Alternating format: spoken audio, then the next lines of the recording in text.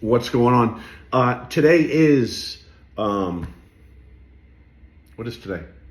Today's Tuesday, September 30th.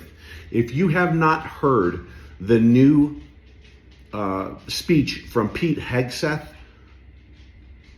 the Secretary of fucking War, I implore you, stand by, okay? Make yourself comfortable. It's not going to be a long speech, okay? Well, you already know how long it's going to be because somewhere over here has the time, right? So, but let's watch this thing together and let's remember what it was like when there were no women in the infantry, when you didn't have to lower the standards. Let's remember back then when he didn't get it because of his skin color. This person got it because they deserved it. Okay, let's watch this. This is fucking glorious. No more skirts in the fucking military. No more, no chicks with dicks. That's awesome. I love that one. Okay? The new fucking military, man. Okay, let's watch this thing together, yeah? All right.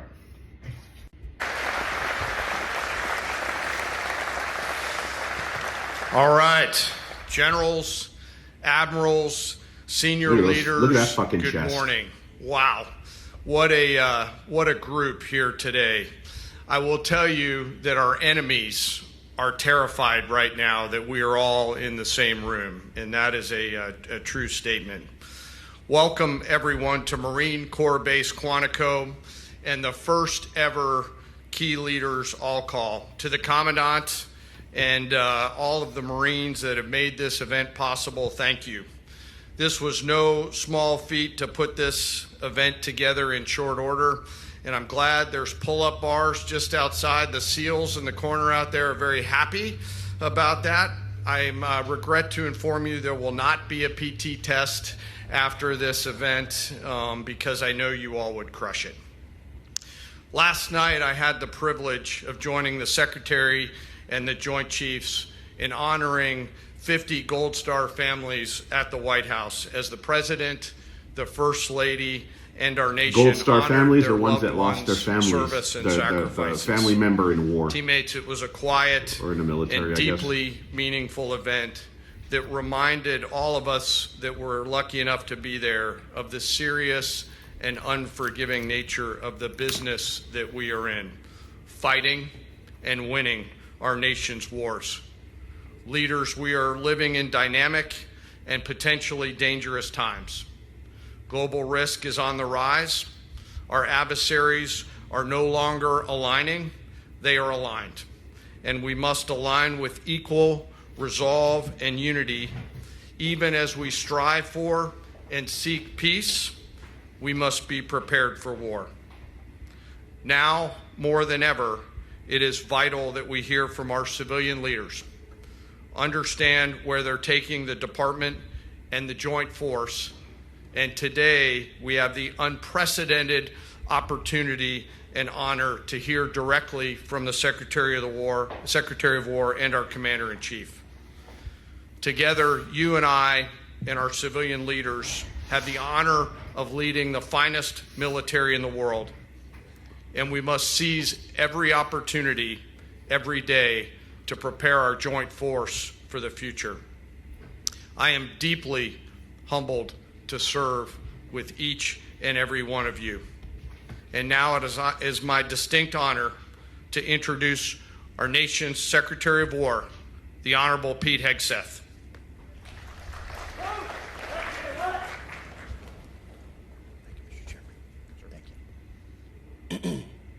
Fucking hua. That's respect. Please take your seats. That's fucking respect.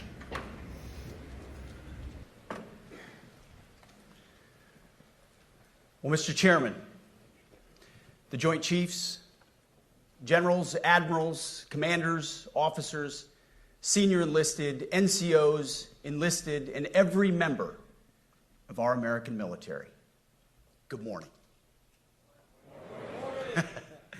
Good morning and welcome to the War Department. Because the era of the Department of Defense is over. You see, the motto of my first platoon was, "Those who long for peace must prepare for war." This is, of course, not a new idea. This crowd knows that. The origin dates to the 4th century Rome and has been repeated ever since, including by our first commander-in-chief, George Washington, the first leader of the War Department. It captures a simple yet profound truth. To ensure peace, we must prepare for war. From this moment forward, the only mission of the newly restored Department of War is this: warfighting, preparing for war and preparing to win, unrelenting and uncompromising in that pursuit. Not because we want war, no one here wants war, but it's because we love peace. We love peace for our fellow citizens. They deserve peace, and they rightfully expect us to deliver it. Our number one job, of course, is to be strong so that we can prevent war in the first place.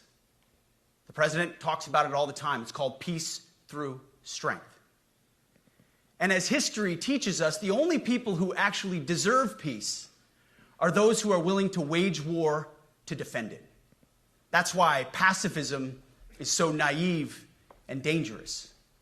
It ignores human nature and it ignores human history. Either you protect your people and your sovereignty, or you will be subservient to something or someone. It's a truth as old as time. And since waging war is so costly in blood and treasure, we owe our republic a military that will win any war we choose, or any war that is thrust upon us. Should our enemies choose foolishly to challenge us, they will be crushed by the violence, precision, and ferocity of the War Department. In other words, to our enemies, F-A-F-O. If necessary, our troops can translate that for you. Another way to put it is peace through strength, brought to you by the warrior ethos. And we are restoring both.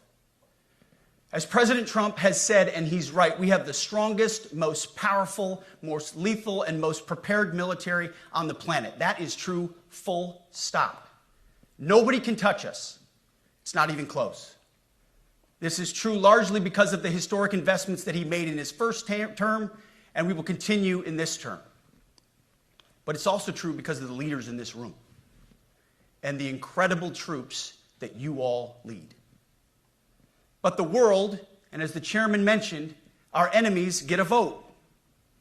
You feel it, I feel it. This is a moment of urgency, mounting urgency. Enemies gather, threats grow. There is no time for games.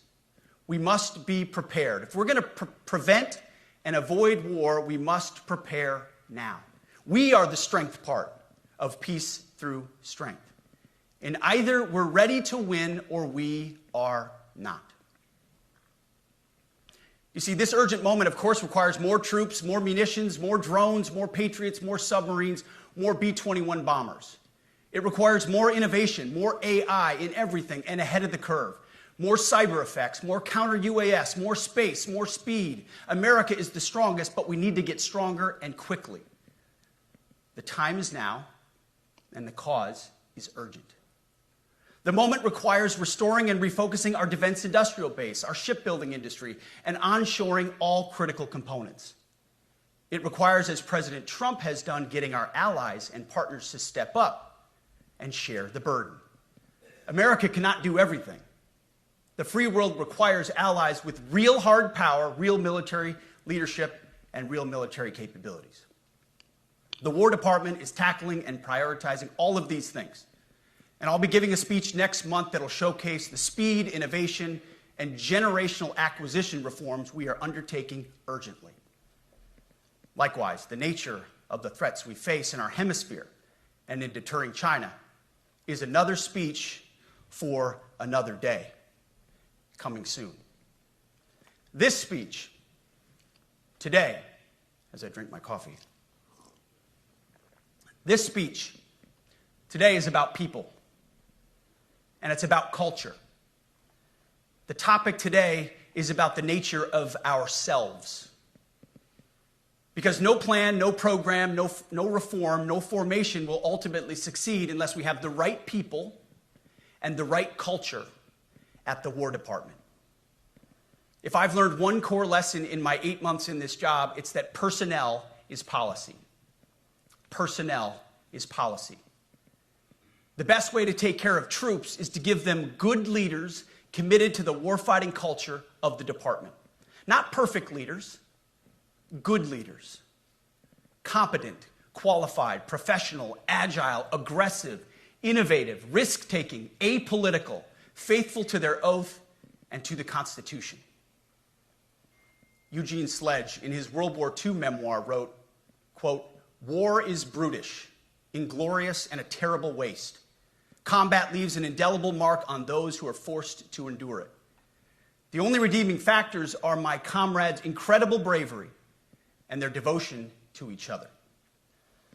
In combat, there are thousands of variables, as I learned in Iraq and Afghanistan, and as so many of you did in so many more places. Leaders can only control about 3 of them. You control how well you're trained, mostly how well you're equipped, and the last variable is how well you lead. After that, you're on your own. Our warfighters are entitled to be led by the best and most capable leaders. That is who we need you all to be. Even then, in combat, even if you do everything right, you may still lose people because the enemy always gets a vote. We have a sacred duty to ensure that our warriors are led by the most capable and qualified combat leaders. This is one thing you and I can control, and we owe it to the force to deliver it. For too long, we have simply not done that. The military has been forced by foolish and reckless politicians to focus on the wrong things. In many ways, this speech is about fixing decades of decay. Some of it obvious, some of it hidden. Or as the chairman has put it, we are clearing out the debris, removing the distractions, clearing the way for leaders to be leaders. You might say we're ending the war on warriors. I heard someone wrote a book about that. For too long, we've promoted too many uniformed leaders for the wrong reasons, based on their race, based on gender quotas, based on historic so-called firsts. We've pretended that combat arms and non-combat arms are the same thing. We've weeded out so-called toxic leaders under the guise of double-blind psychology assessments, promoting risk-averse, go-along-to-get-along conformists instead. You name it, the department did it. Foolish and reckless political leaders set the wrong compass heading, and we lost our way. We became the woke department, but not anymore. Right now, I'm looking out at a sea of Americans who made a choice when they were young men and young women to do something most Americans will not, to serve something greater than yourselves, to fight for God and country, for freedom and the Constitution. You made a choice to serve when others did not, and I commend you. You are truly the best of America. But this does not mean, and this goes for all of us, that our path to this auditorium on this day was a straight line, or that the conditions of the formations we lead are where we want them to be. You love your country, and we love this uniform, which is why we must do better. We just have to be honest. We have to say with our mouths what we see with our eyes, to just tell it like it is in plain English, to point out the obvious things right in front of us. That's what leaders must do. We cannot go another day without directly addressing the plank in our own eye, without addressing the problems in our own commands and in our own formations. This administration has done a great deal from day one to remove the social justice, politically correct, and toxic ideological garbage that had infected our department, to rip out the politics. No more identity months, DEI offices, dudes in dresses. No more climate change worship. No more division, distraction, or gender delusions. No more debris. As I've said before, and will say again, we are done with that shit. I've made it my mission to uproot the obvious distractions that made us less capable and less lethal. That said, the War Department requires the next step. Underneath the woke garbage is a deeper problem, and a more important problem that we are fixing and fixing fast. Common sense is back at the White House, so making the necessary changes is actually pretty straightforward. President Trump expects it. And the litmus test for these changes is pretty simple. Would I want my eldest son, who is 15 years old, eventually joining the types of formations that we are currently wielding? If in any way the answer to that is no, or even yes, but, then we're doing something wrong.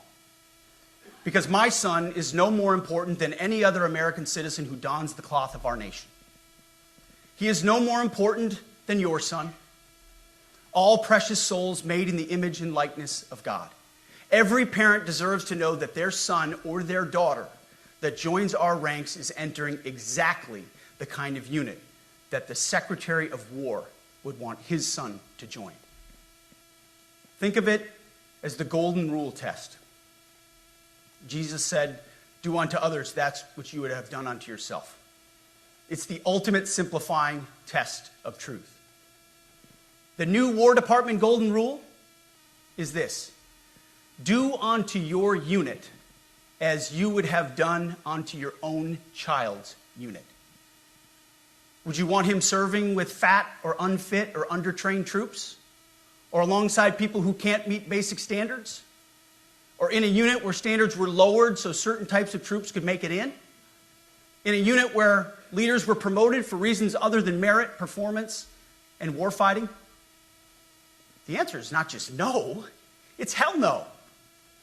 This means at the War Department, first and foremost, we must restore a ruthless, dispassionate, and common sense application of standards. I don't want my son serving alongside troops who are out of shape, or in combat unit with females who can't meet the same combat arms physical standards as men, or troops who are not fully proficient on their assigned weapons, platform, or task, or under a leader who was the first, but not the best. Standards must be uniform, gender neutral, and high. If not, they're not standards. They're just suggestions. Suggestions that get our sons and daughters killed. When it comes to combat arms units, and there are many different stripes across our joint force, the era of politically correct, overly sensitive, don't hurt anyone's feelings leadership ends right now. At every level, either you can meet the standard, either you can do the job, either you are disciplined, fit, and trained, or you are out. And that's why today, at my direction, and this is the first of 10 Department of War directives that are arriving at your commands as we speak and in your inbox. Today, at my direction, each service will ensure that every requirement for every combat MOS, for every designated combat arms position, returns to the highest male standard only. Because this job is life or death. Standards must be met. And not just met, at every level we should seek to exceed the standard, to push the envelope, to compete. It's common sense. And core to who we are and what we do, it should be in our DNA. Today at my direction, we are also adding a combat field test for combat arms units that must be executable in any environment at any time and with combat equipment. These tests, they'll look familiar. They'll resemble the Army Expert Physical Fitness Assessment or the Marine Corps Combat Fitness Test. I'm also directing that warfighters in combat jobs execute their service fitness test at a gender-neutral, age-normed male standard scored above 70%.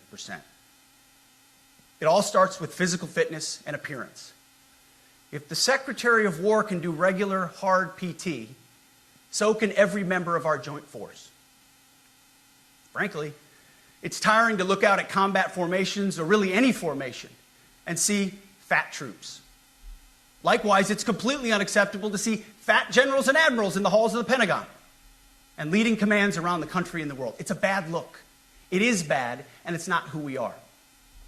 So whether you're an airborne ranger or a chairborne ranger, a brand new private or a 4-star general, you need to meet the height and weight standards and pass your PT test. And as the chairman said, yes, there is no PT test. But today, at my direction, every member of the joint force at every rank is required to take a PT test twice a year, as well as meet height and weight requirements twice a year, every year of service. Also today, at my direction, every warrior across our joint force is required to do PT every duty day. It should be common sense. I mean, most units do that already, but we're codifying it. And we're not talking like hot yoga and stretching. Real hard PT, either as a unit or as an individual. At every level, from the Joint Chiefs to everyone in this room to the youngest private, leaders set the standard. And so many of you do this already. Active, Guard, and Reserve. This also means grooming standards. No more beards, long hair, superficial individual expression. We're going to cut our hair, shave our beards, and adhere to standards. Because it's like the broken windows theory of policing. It's like when you let the small stuff go, the big stuff eventually goes. So you have to address the small stuff. This is on duty, in the field, and in the rear. If you want a beard, you can join Special Forces. If not, then shave. We don't have a military full of Nordic pagans. But unfortunately, we have had leaders who either refuse to call BS and enforce standards, or leaders who felt like they were not allowed to enforce standards. Both are unacceptable. And that's why today, at my direction, the era of unprofessional appearance is over. No more beardos. The era of rampant and ridiculous shaving profiles is done. Simply put, if you do not meet the male-level physical standards for combat positions, cannot pass a PT test, or don't want to shave and look professional, it's time for a new position or a new profession. I sincerely appreciate the proactive efforts the secretaries have already taken in some of those areas, service secretaries. And these directives are intended to simply accelerate those efforts. On the topic of standards, allow me a few words to talk about toxic leaders. Upholding and demanding high standards is not toxic.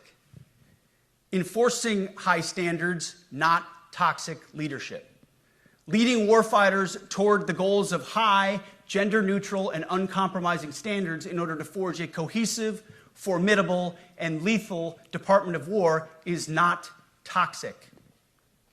It is our duty, consistent with our constitutional oath. Real toxic leadership is endangering subordinates with low standards. Real toxic leadership is promoting people based on immutable characteristics or quotas instead of based on merit. Real toxic leadership is promoting destructive ideologies that are an anathema to the Constitution and the laws of nature and nature's God, as Thomas Jefferson wrote in the Declaration of Independence. The definition of toxic has been turned upside down, and we're correcting that. That's why today, at my direction, we're undertaking a full review of the department's definitions of so-called toxic leadership, bullying, and hazing, to empower leaders to enforce standards without fear of retribution or second guessing. Of course, you can't do like nasty bullying and hazing. We're talking about words like bullying and hazing and toxic. They've been weaponized and bastardized inside our formations, undercutting commanders and NCOs. No more. Setting, achieving, and maintaining high standards is what you all do. And if that makes me toxic, then so be it.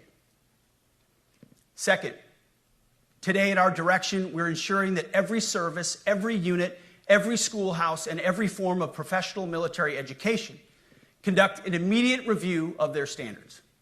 Now, we've done this in many places already, but today it goes across the entire Department of War.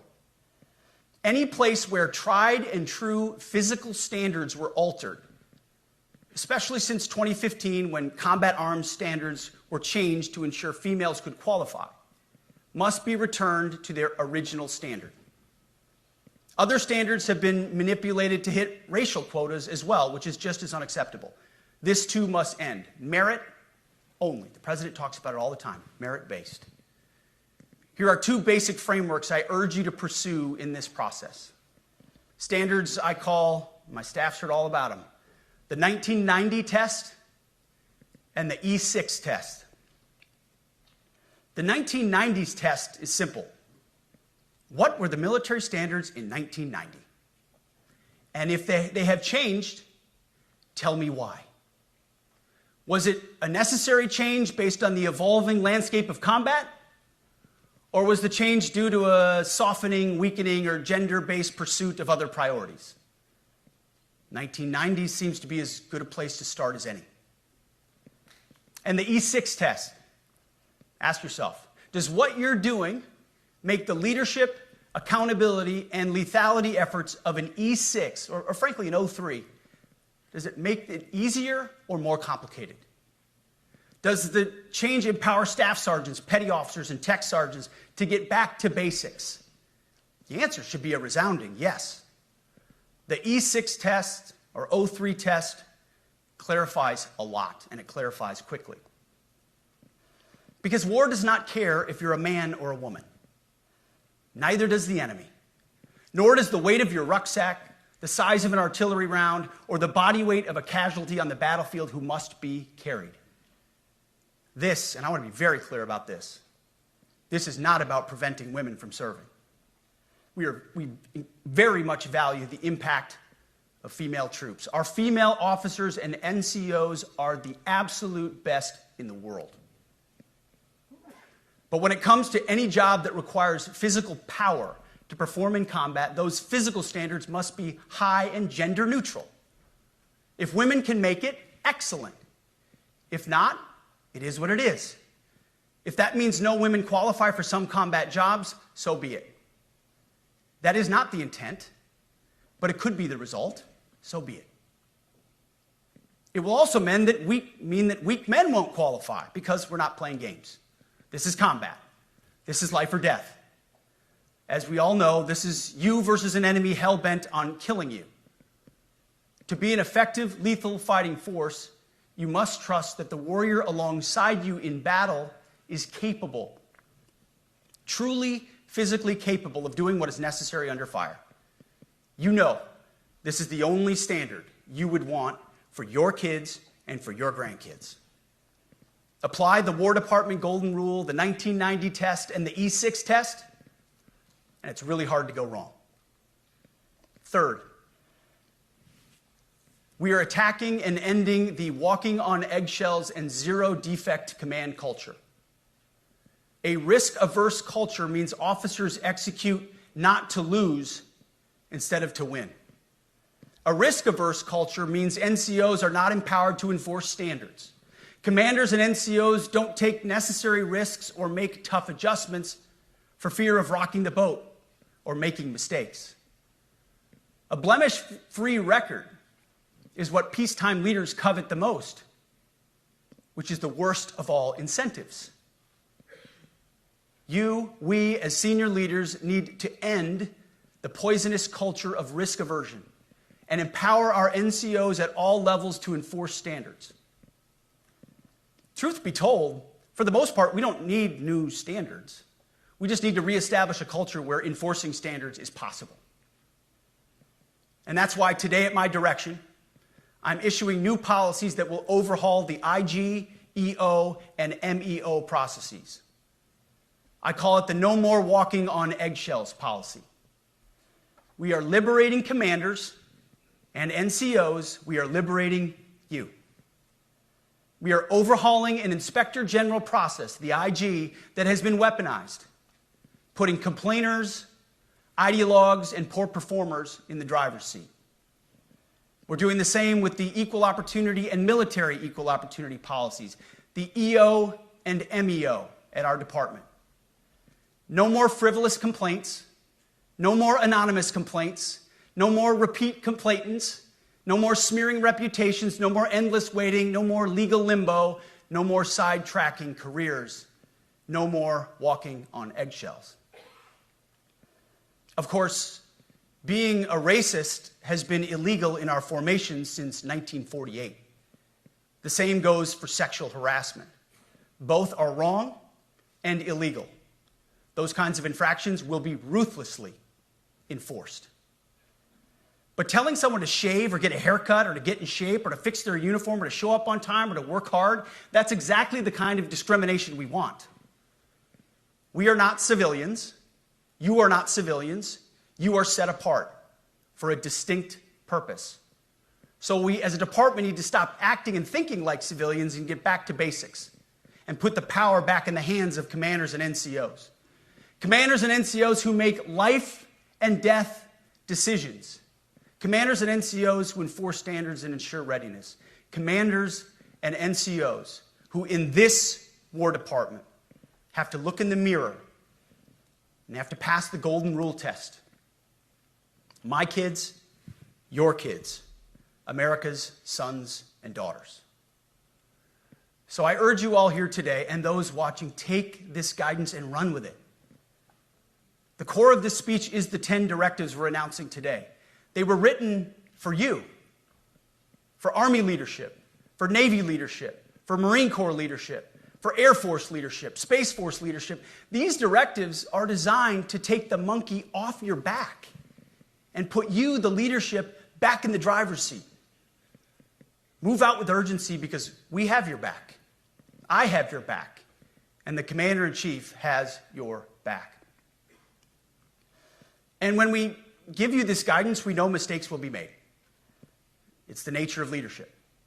But you should not pay for earnest mistakes for your entire career.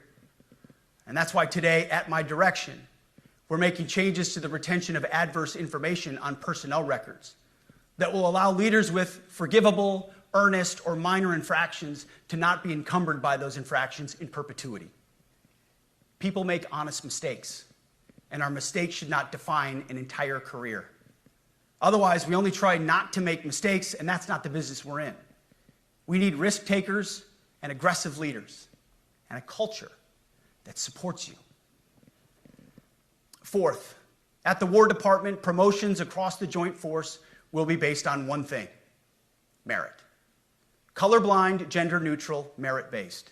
The entire promotion process, including evaluations of warfighting capabilities, is being thoroughly re-examined. We've already done a lot in this area, but more changes are coming soon. We'll promote top-performing officers and NCOs faster and get rid of poor performers more quickly. Evaluations, education, and field exercises will become real evaluations, not box checks, for every one of us at every level. These same reforms happened before World War II as well. General George Marshall and Secretary of War Henry Stimson did the same thing. And we won a world war because of it. As it happens, when he started the job, Chairman Kane gave me a frame and a photo to hang in my office. A matching frame and photo hangs in his. It's a photo of Marshall and Stimson preparing for World War II. Those two leaders famously kept the door open between their offices for the entirety of the war. They worked together, civilian and uniform, every single day. Chairman Kane and I do the same. There is no daylight between us. Our doors are always open. Our job together is to ensure our military is led by the very best, ready to answer the nation's call. Fifth, as you have seen, and the media has obsessed over, I have fired a number of senior officers since taking over. The previous chairman, other members of the Joint Chiefs, combatant commanders, and other commanders. The rationale for me has been straightforward. It's nearly impossible to change a culture with the same people who helped create or even benefited from that culture, even if that culture was created by a previous president and previous secretary. My approach has been simple. When in doubt, assess the situation, follow your gut, and if it's the best for the military, make a change.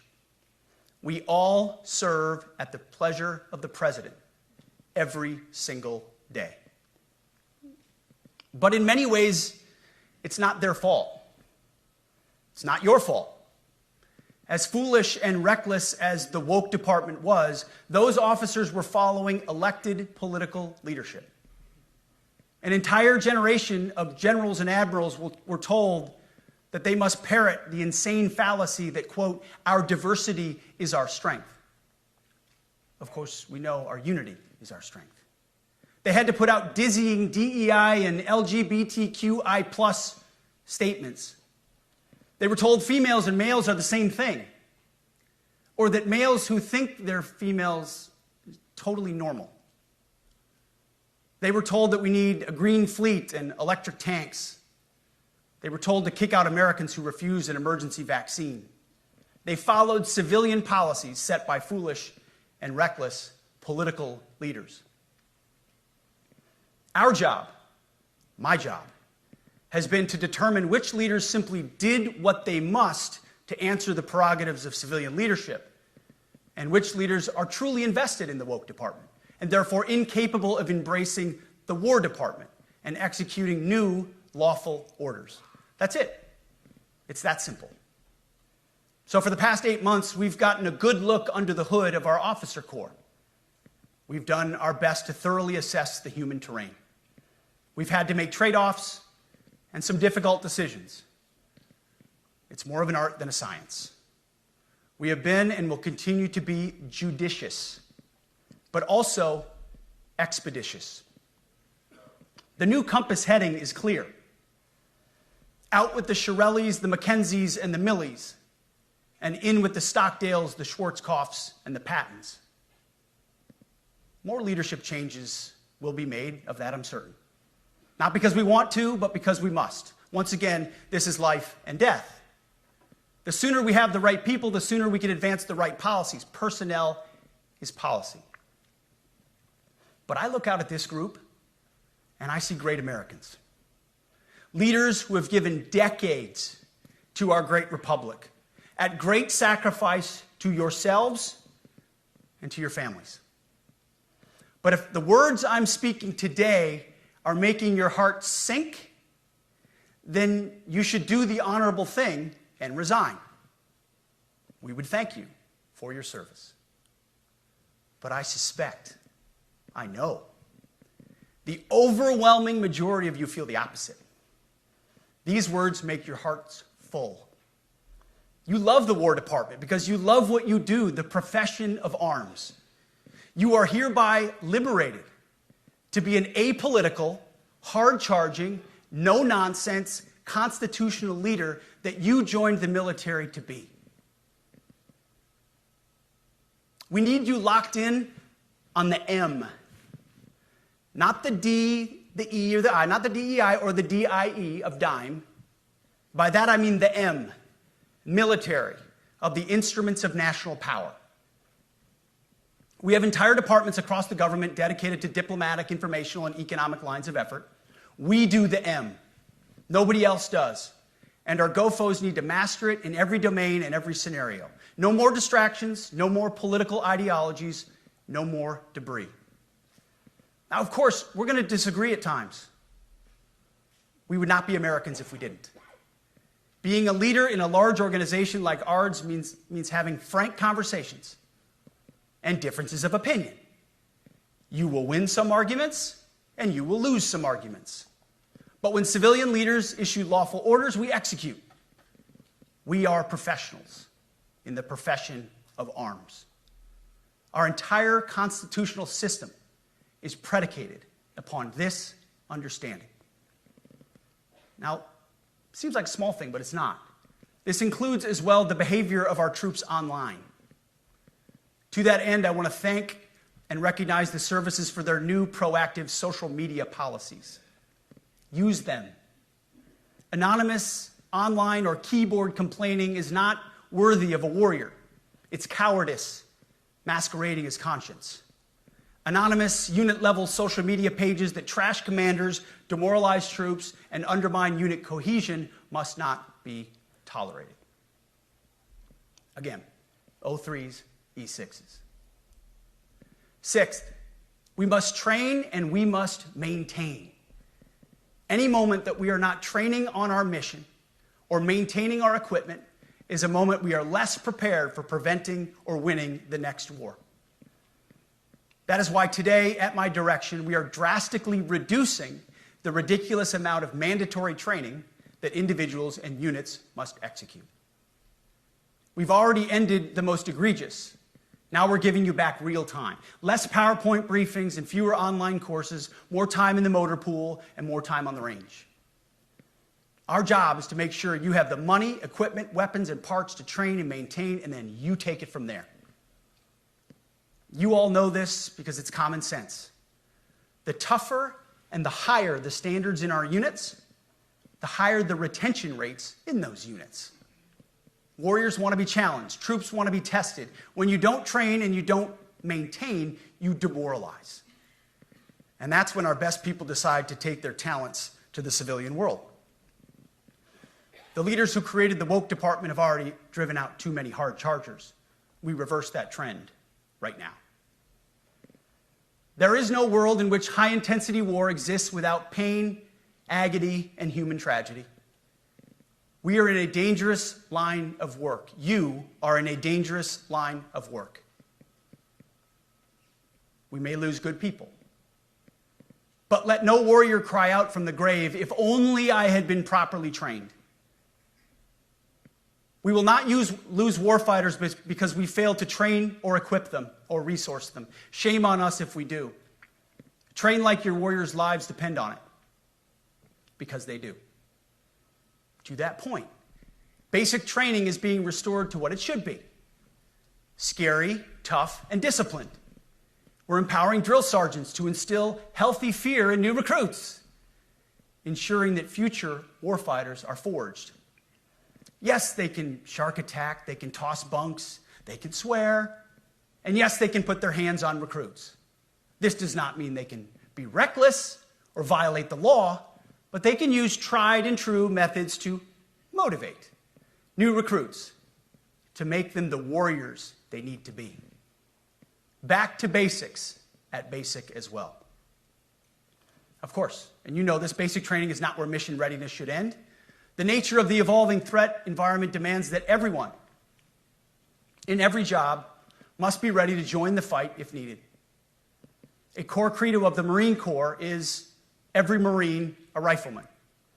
It means that everyone, regardless of MOS, is proficient enough to engage an enemy threat at sea, in the air, or in a so-called rear area. We need to ensure that every member of our uniformed military maintains baseline proficiency in basic combat skills, especially because the next war, like the last, will likely not have a rear area.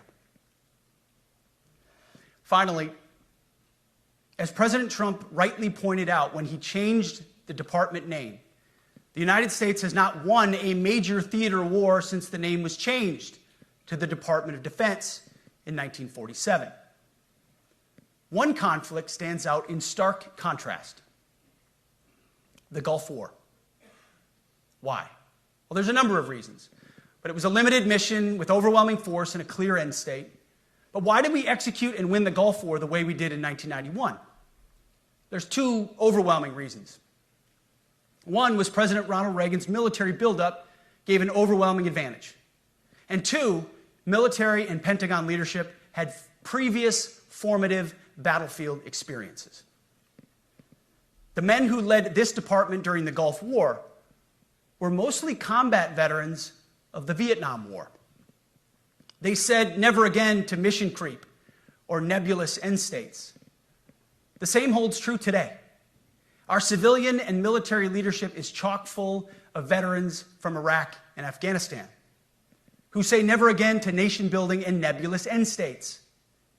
This clear-eyed view, all the way in the White House, combined with President Trump's military buildup, postures us for future victories if, and we will, and when we embrace the War Department. And we must. We are preparing every day. We have to be prepared for war, not for defense. We're training warriors, not defenders. We fight wars to win, not to defend. Defense is something you do all the time. It's inherently reactionary and can lead to overuse, overreach, and mission creep. War is something you do sparingly, on our own terms, and with clear aims. We fight to win. We unleash overwhelming and punishing violence on the enemy. We also don't fight with stupid rules of engagement. We untie the hands of our warfighters to intimidate, demoralize, hunt, and kill the enemies of our country. No more politically correct and overbearing rules of engagement. Just common sense, maximum lethality, and authority for warfighters. That's all I ever wanted as a platoon leader. And it's all my E6 squad leaders ever wanted, back to that E6 rule. We let our leaders fight their formations, and then we have their back. It's very simple, yet incredibly powerful. A few months ago, I was at the White House when President Trump announced his Liberation Day for America's trade policy. It was a landmark day. Well, today is another Liberation Day. The liberation of America's warriors, in name, in deed, and in authorities. You kill people and break things for a living. You are not politically correct and don't necessarily belong always in polite society. We are not an army of one. We are a joint force of millions of selfless Americans. We are warriors. We are purpose-built, not for fair weather, blue skies, or calm seas. We were built to load up in the back of helicopters, 5 tons, or Zodiacs, in the dead of night, in fair weather or foul, to go to dangerous places, to find those who would do our nation harm, and deliver justice on behalf of the American people in close and brutal combat if necessary. You are different. We fight not because we hate what's in front of us. We fight because we love what's behind us. You see, the Ivy League faculty lounges will never understand us, and that's okay, because they could never do what you do. The media will mischaracterize us, and that's okay, because deep down they know the reason they can do what they do is you. In this profession, you feel comfortable inside the violence so that our citizens can live peacefully. Lethality is our calling card, and victory our only acceptable end state. In closing, a few weeks ago, at our monthly Pentagon Christian prayer service, I recited a commander's prayer. It's a simple yet meaningful prayer for wisdom for commanders and leaders. I encourage you to look it up if you've never seen it. But the prayer, it ends like this. And most of all, Lord, please keep my soldiers safe. Lead them, guide them, protect them, watch over them. And as you gave all of yourself for me, help me give all of myself for them. And amen. I have prayed this prayer many times since I've had the privilege of being your secretary. And I will continue to pray this prayer for each of you as you command and lead our nation's finest. Go forth and do good things, hard things. President Trump has your back, and so do I. And you'll hear from him shortly. Move out and draw fire, because we are the War Department. Godspeed. Room, attention. If that speech didn't give you fucking chills, if that speech didn't make you proud, if you're in a fucking combat MOS and you're not glorified, bye. See you later. Because something tells me that women in combat arms is going to end, and it should. If I have to do 100 push-ups, you have to do 100 push-ups. If I have to run the mile or 2 mile in 14 minutes, you have to run 2 miles in 14 minutes. If I have to do 20 pull-ups, you have to do 20 pull-ups. Why give them a different standard? It doesn't make sense. This is war. And he just proved that this is going to be the best military that we've seen in a long fucking time. Fucking hua, Mr. Secretary. Fucking hua.